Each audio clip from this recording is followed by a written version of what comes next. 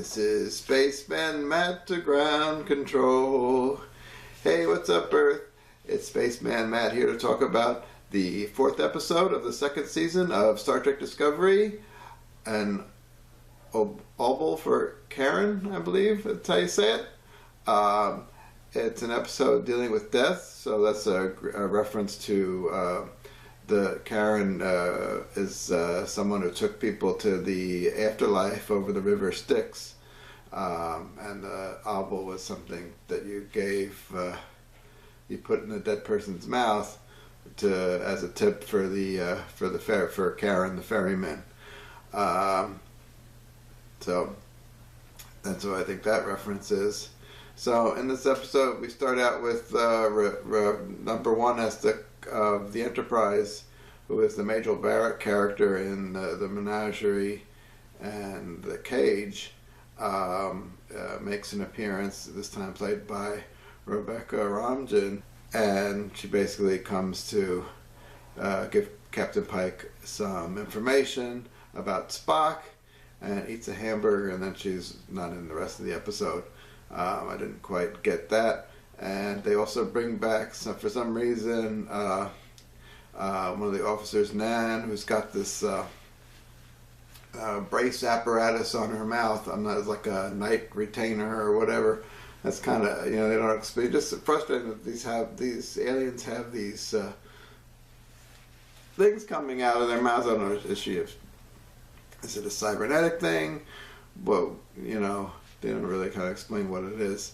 But she's back briefly in one or two scenes. So they encounter this entity in space that traps the Discovery, and apparently is trying to communicate with them.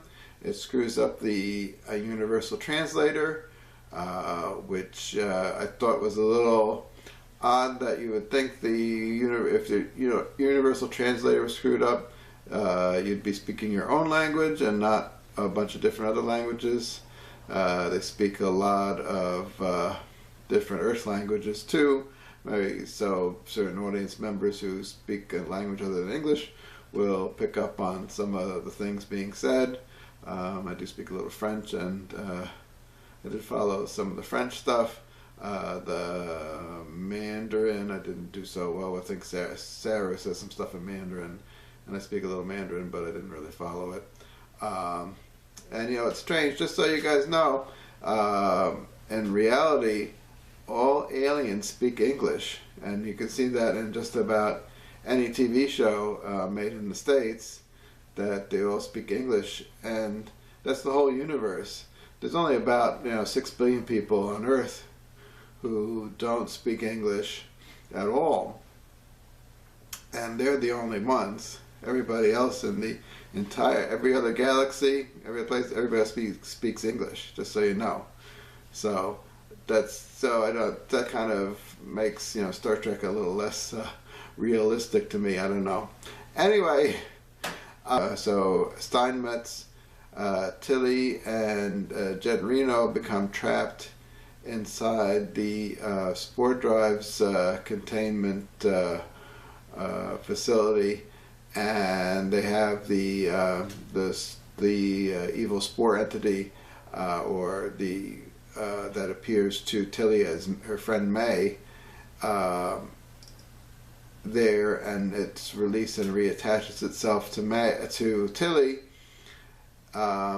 and so part of the episode is them working about getting it off of her without harming Tilly.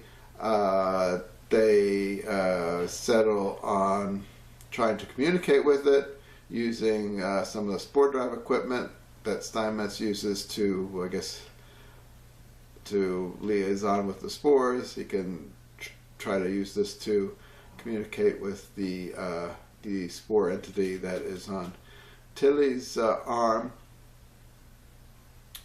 Things don't work out so well. They have to hit her with a drill bit to attach like a cortical implant to her head, and that's where they're singing the Major Space Oddity Major Tom song. I think again we had, so like in the Orville we see 20th century reference to I guess again to engage the audience like the Orville does, saying that, you know, things from the 20th century are still going to be remembered in the far future, and give something for the audience to identify with, I guess. So after they go through all that with Tilly, Jet Reno attacks the entity with, they're able to talk to it, but then Jet Reno attacks the entity with the tool that she has, and it winds up absorbing Tilly altogether. They at first manage to get her out, and then she winds up back in again somehow. The entity releases some type of hallucinogenic that makes Jet Reno and Steinmetz not realize what's going on, and Tilly winds up getting absorbed again. So the episode ends really with Tilly being sent into the Spore Drive's universe. So hopefully this didn't end. That's the way it's hinted at in the teaser for the next episode, and hopefully there'll be a conclusion and they'll help rescue Tilly. Looks like a lot more is going to go on in the next episode. Also in this episode, the other entity in space, that big planet-like thing, they find that it wants to make last contact with them. It's dying. It wants to impart its knowledge of 100,000 years and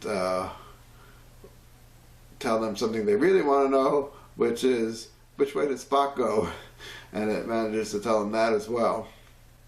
Another part of this aspect of the story, which I didn't touch here, is Saru is also dying. They think it's induced by the encounter with this big planet-like alien. It induces a death process in him that is kind of pre-programmed by the aliens that subjugate the Kelpians. So in the last minute, they realize, after the alien dies, they realize that he's not actually dying. It's just those little fear centers that come out of the back of his head have died and fallen off, and now he says he feels like a new man because he doesn't feel the same kind of fear anymore. So I wonder how this is going to change Sarah's character for the rest of the series or rest of the season. I think I touched on everything that I wanted to talk about for this episode. So again, I think this is kind of drawing things out a bit. It's a 14 episode series, so I guess there's a lot of story to fill, and hopefully the conclusion will be for at least this part will be coming up soon. So one more thing I wanted to say was the Jet Reno character, which I liked a lot in the premiere episode. I don't think her contribution was cute, but not as good as it was in the first episode. But I like the character, and hopefully she'll be in a few more episodes. Anyway, I think that's it for now. Please like and subscribe to my channel, and I'll see you next time. Thanks. Bye.